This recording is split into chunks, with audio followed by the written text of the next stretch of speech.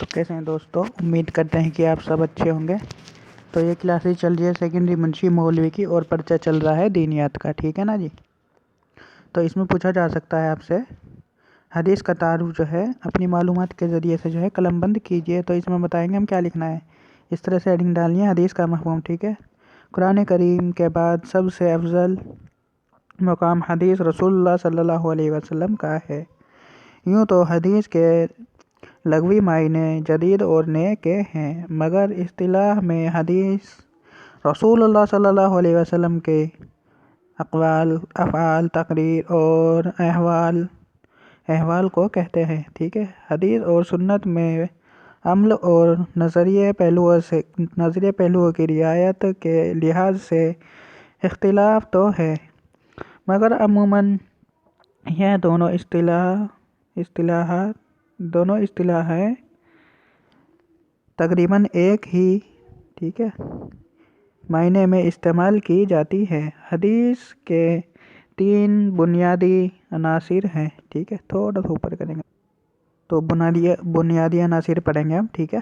تو قول، ٹھیک ہے، یعنی حضور صلی اللہ علیہ وسلم نے اپنی زبان مبارک سے جو کچھ فرمایا حدیث ہے۔ مثلاً آپ صلی اللہ علیہ وسلم نے فرمایا، جس نے جان بوجھ کر جھوٹی بات میرے طرف منسوب کی، اس کا ٹھکانہ جہنم ہے۔ یہ دیکھ لیجیے گا بخاری مسلم میں، ٹھیک ہے۔ اچھا جی، دوسرا لے لیتے ہیں، ٹھیک ہے نا جی۔ دوسرا ہے جی فعل، ٹھیک ہے، یعنی جو کام نبی کریم صلی اللہ علیہ وسلم نے کیا وہ حدیث ہے۔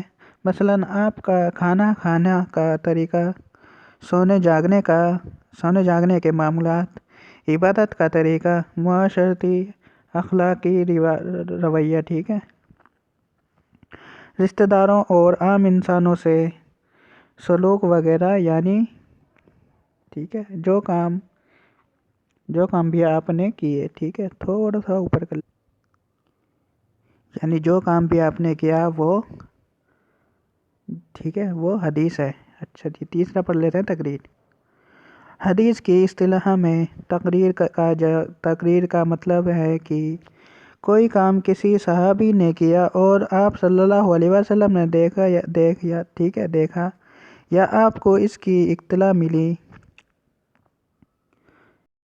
مگر آپ صلی اللہ علیہ وسلم نے اس سے ٹھیک ہے منع نہیں فرمایا، تو اسے بھی حدیث سمجھا جائے گا، کیونکہ وہ کام اگر ہوتا تو ٹھیک ہے، تو نبی کریم صلی اللہ علیہ وسلم اس سے منع فرماتے۔ نبی کریم صلی اللہ علیہ وسلم برائی کو دیکھ کر، ٹھیک ہے، خاموش نہیں ہو سکتے، ٹھیک ہے، یہ نبی کے مزاج کے خلاف ہے، ٹھیک ہے۔ اب اصطلاحات حدیث پڑھ لیتے ہیں۔ اصطلاحات حدیث، ٹھیک ہے، سند اور متن، ٹھیک ہے۔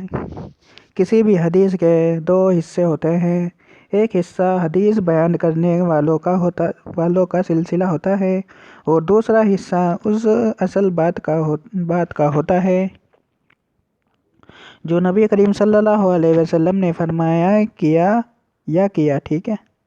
پہلے حصے کو سند کہا جاتا ہے اور دوسرے حصے کو متن یعنی ٹیکسٹ کہا جاتا ہے، ٹھیک ہے۔ مثلاً، ٹھیک ہے، امام بخاری نے یہ حدیث بیان کی محمد سے، ٹھیک ہے، یہ یہاں تک آ گیا، یعنی کہ کوئی بیان کی کسی نے محمد صلی اللہ علیہ وسلم نے ان سے بیان کی، اس طرح سے جو ہے اگر لکھی ہوئی تو وہ ٹیکسٹ کے یہ تو متن کہلاتی ہے، اور جو مطلب قول ہوا تو وہ سند کہلاتی ہے، ٹھیک ہے نا جی۔ اچھا جی، اب ہم یہاں رہے تھے، یہاں سے پڑھیں گے۔ مجھ سے حدیث بیان کی، ٹھیک ہے، مجھ سے حدیث بیان کی اسماعیل علیہ السلام نے، ان سے حدیث بیان کی مالک نے، یا تو اسماعیل نام ہے کسی کا رضی اللہ تعالیٰ عنہ ہے، ٹھیک ہے، تو اس پہ وہ نہیں ہے مطلب تشدید، ٹھیک ہے نا، دیکھ لیجئے گا آپ خود، ٹھیک ہے۔ تو اسماعیل جو ہے صحابی کا نام ہو سکتا ہے، واللہ عالم، ٹھیک ہے، تو دیکھ لیجئے گا۔ نے ان سے حدیث بیان کی، ٹھیک ہے، ابو الزناد نے ان سے حدیث بیان کی، عرض نے ان سے ٹھیک ہے، عرض نے اور ان سے حدیث بیان کی۔ ابو ہریرہ رضی اللہ تعالیٰ عنہ نے کہ نبی کریم صلی اللہ علیہ وسلم نے فرمایا کہ جو شخص اللہ کے راستے میں جہاد، ٹھیک ہے، کرتا ہے، اس کی کفالت اللہ کرتا ہے۔ اچھا میرے بھائی،